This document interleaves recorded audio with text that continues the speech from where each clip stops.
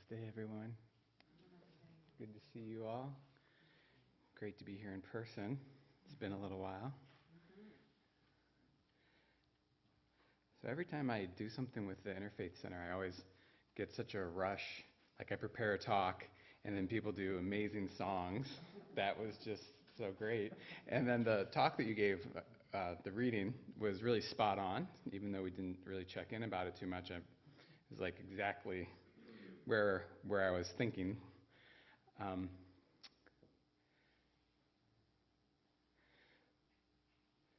So yesterday morning, I was in my backyard with my 2-year-old toddler baby, and I had one of those bubble things that you do, and she was running around and chasing it, and she was circling me, and she was like, "Dada, bubbles, Dada," and she was screaming, and I was watching her pop all the bubbles, and it kind of brought my mind back to destruction of everything. So all these little bubbles creating. And then maybe I got a little bit too psychedelic, but I started thinking, each one of those is like destruction of a universe. And then it was partially fueled by my own guilt because we have a fruit fly invasion going on in our house. And I've got an evening meditation practice where I get out the vacuum and I go to the ceiling and I go about slaughtering their species. And I think about all the different religious traditions, the non-violent religious traditions, some of the more warrior-like religious traditions, and I think about it all. I'm like, I'm just trying to clean my house, So I ruthlessly slaughtered all these fruit flies and thought about how everything's impermanent. And, the frog is eaten by the snake's eaten by the bird, and then we will eat the bird. And then the insects eventually eat us. And the cycle just keeps on continuing. And there's even this pile of ants. We don't know why sometimes it comes up on this cement in our backyard. And we watch the baby trample them, her sweet little toddler feet, destroying this innocent ants. So our society does a very good job of compartmentalizing death, and we're often very distant from it, but it's an ever-present reality. And as you all know, that 21 years ago, approximately 3,000 people died in the World Trade Center building, and also the Pentagon and in Western Pennsylvania, and over 25,000 people were injured. It's very significant, but then also just another day doing business in the cosmos. So on September 11th, perhaps you all remember where you were at. My father's a plumber. I was at his shop, and he grabbed me, and we pulled a TV out that he had somewhere, and we watched it, and we saw the second plane hit the building. And it was a profound day. I came back to Ann Arbor that day, and I turned on Marvin Gaye, What's Going On, and I listened to the whole album. So we all know about September 11th, 2001, and a little less known interesting phenomena was on September 11th, 1893, there was the Parliament of World Religions, which is considered by many to be the birthplace of the modern interfaith movement. Now that could get into nuance and conversation if it actually was or not, but regardless, it was a very significant event. It was in Chicago, at what's now called the Art Institute of Chicago. At that convention, there were people from, as they call it, the Orient, Eastern religions, and the Western religions all came together, and they had interfaith dialogue. They were working to understand each other and celebrate inclusivity and understanding. So many people often talk about the great Swami Vivekananda, who was already brought up today in the reading that was done.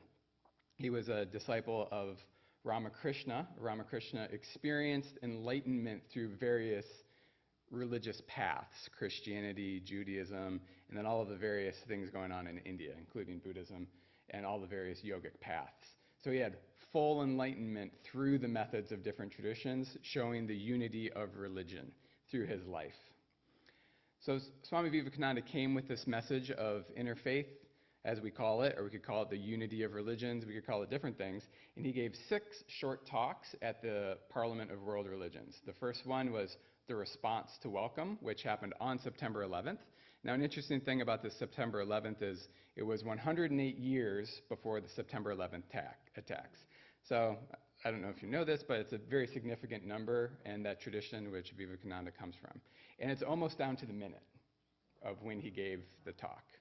I noticed that myself. I was like, that looks like it's about 108, and I did the math. So, the second talk he gave is Why We Disagree on September 15th. Paper on Hinduism on the 19th. Religion, Not the Crying Need of India, which is an interesting talk, on September 20th. Buddhism, The Fulfillment of Hinduism, September 26th. And Address to the Final Session, is what they call the talk, on September 27th. So I wanted to share a few quotes from those talks that he gave, particularly the first and the last, the alpha and the omega of So, sisters and brothers of America, it fills my heart with joy unspeakable to rise in response to the warm and cordial welcome which you have given us. I thank you in the name of the most ancient order of monks in the world. I thank you in the name of the mother of religions. And I thank you in the name of the millions and millions of Hindu people of all classes and sects. The present convention, which is one of the most respective and impressive assemblies ever held, is in itself a vindication, a declaration to the world of the wonderful doctrine preached in the Bhagavad Gita. Quote, whoever comes to me through whatsoever form, I reach him. All men are struggling through paths which in the end lead to me, end quote. And that is Krishna talking to Arjuna. Sectarianism, bigotry, and its horrible descendant fanaticism have long possessed this beautiful earth. They have filled the earth with violence, drenched it often and often with human blood, destroyed civilizations, and sent whole nations to despair. Had it not been for these horrible demons, human society would be far more advanced than it is now. But their time is come, and I fervently hope that the bell that tolled this morning in honor of this convention may be the death knell of all fanaticism, of all persuasions with this, all persecutions with the sword or with the pen, and of all uncharitable feelings between persons wending their way to the same goal. So beautiful words there. And from the final session, he says, my thanks to those noble souls whose large hearts and love of truth first dreamed this wonderful dream and then realized it. My thanks to this shower of liberal sentiment that has overflowed this platform. My thanks to this enlightened audience for their uniform kindness to me and for their appreciation of every thought that tends to smooth the friction of religions. A few jarring notes were heard from time to time in this harmony. My special thanks to them, for they have, by their striking contrast, made the general harmony the sweeter. Yeah, right on? If the Parliament of Religions has shown anything to the world, it is this. It has proved to the world that holiness, purity, and charity are not the exclusive positions of any church in the world, and that every system has produced men and women of most exalted character. In the face of this evidence, if anybody dreams of the exclusive survival of his own religion and the destructions of others, I pity him from the bottom of my heart, and point out to him that upon the banner of every religion will soon be written, in spite of resistance, quote, help and not fight, assimilation and not destruction, harmony and peace and not dissension. Yeah.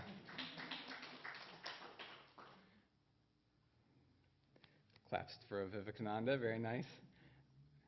Yes, there's a lot that could be said about the profoundness of his words, but last night I did this pretty light. We had a kirtan at Triple Crane last night, and been pretty busy. This was the one quote that I focused on out of all of that juiciness. Fervently hope that the bell that tolled this morning in honor of the convention may be the death knell of all fanaticism, of all persecution with the sword and with the pen, and of all the uncharitable feelings between persons wending their way to the same goal. So Swamiji's words, Swami Vivekananda's words, are incredibly profound, and we could see that 108 years later that we had a horrible attack that killed thousands of people and injured tens of thousands of people. So could we say that the Swami's wishes for unity and tolerance amongst religions wasn't heard? I would say no, not at all, because after the 9/11 attacks, there was a major increase in interfaith dialogue, interfaith activity, where people were trying to understand the beauty of Islam instead of just the fanaticism in Islam. Mother's Trust Ashram, which I'm involved with on the west side of the state, they became very busy at that time doing a lot of work to try to increase conversations and dialogues with people.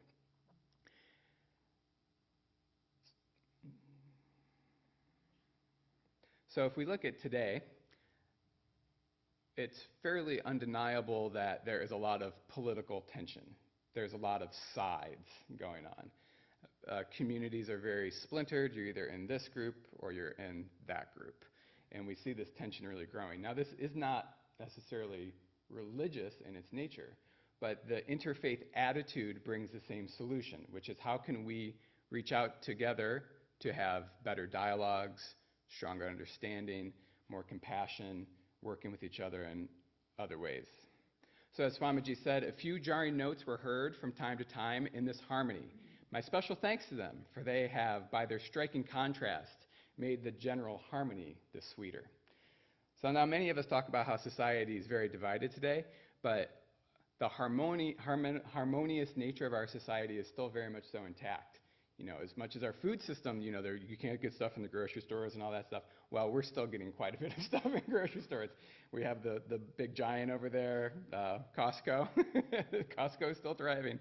Our society is still doing well. And we're focusing on this tension, but that's not all that's going on. We can see that there's both. So the harmony has an unbroken continuity that we can find. But the dissonance is always there. Without the tension, we can't really see the joy and the peace. These things are always working with each other. So the question that I was asking myself, that I'm presenting to you all humbly, is how do we take that interfaith mission that was started at the Interfaith, the Parliament of World Religions back in 1893 into 2022? How do we create more truly tolerant dialogues? I think one of the things we have to admit as humans is that we often become what we are against. And we often think that we have not. So often our cry for tolerance becomes a weapon to hit others with.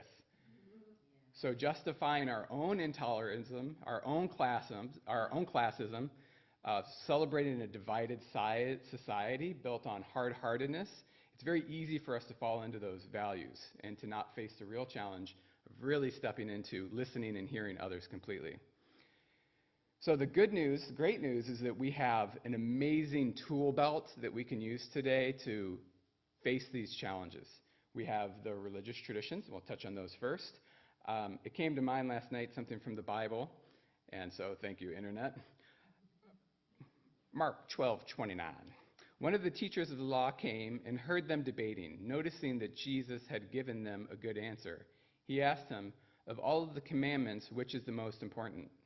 Jesus said, "The most important is to hear, O Israel, that the Lord our God, the Lord is one. Love the Lord your God with all your heart and with all your soul and with all your mind and with all of your strength. The second is, love your neighbor as yourself. There is no commandment greater than these." The thing that blows my mind about this is the declaration that God is one. We often focus on loving the neighbor as thyself, which is not always so easy. But when we can truly see that God is one, profoundly and deeply, then we naturally begin to see our neighbor as ourselves. In other world religions, from the Mahabharata, which is a massive text out of Hinduism, this is the sum of duty. Do nothing unto others which would cause pain unto you. In this we see the same idea. Their pain is our pain. One's nature is only good when it shall not do unto another whatever is not good for its own self. And that's from Zoroastrian. And Taoist tradition, regard your neighbor's gain as your own gain, and your neighbor's loss as your own loss. From Buddhism, hurt not others in ways that yourself would find hurtful. And I found this from the Islamic book of law, the Sunan Hadith, very profound, the way it's stated. It's in a very gendered way, and that's how it goes sometimes, but once we look past that, we can really see this really beautiful teaching. None of you truly believe until he loves his brother, whatever he loves for himself. You don't truly believe until you can truly love others as you love yourself. Just reframing that a little bit. So profound to extend that love to all beings, not just ourselves. So these world religion traditions, they're always mixed with the ethics within that tradition. So in the Abrahamic religions, we have the Ten Commandments. In Buddhism, the Eightfold Path. Within yoga or Hinduism, that complicated language of what those things are, we have various ethical teachings, including the teachings of yoga, Ashtanga yoga, the Eightfold Path in yoga. But in the modern context, more in the secular context, we have all kinds of amazing teachings that have been brought out of our culture in these times. We have conflict resolution, interpersonal communication, nonviolent communication, which is a brand of those things, restorative justice circles, things like that. The list goes on and on and on, things I've never even heard of. But there's so many things that we can do to help build truly supportive communities with people who challenge us.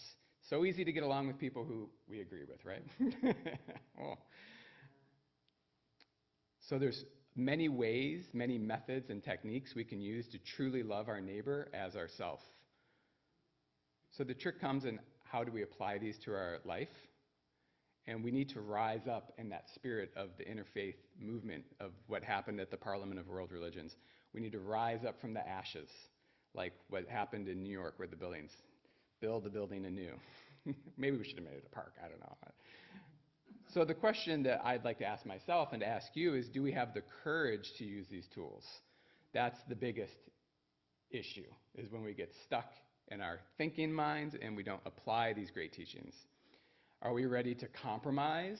Are we ready to listen to others before we're heard?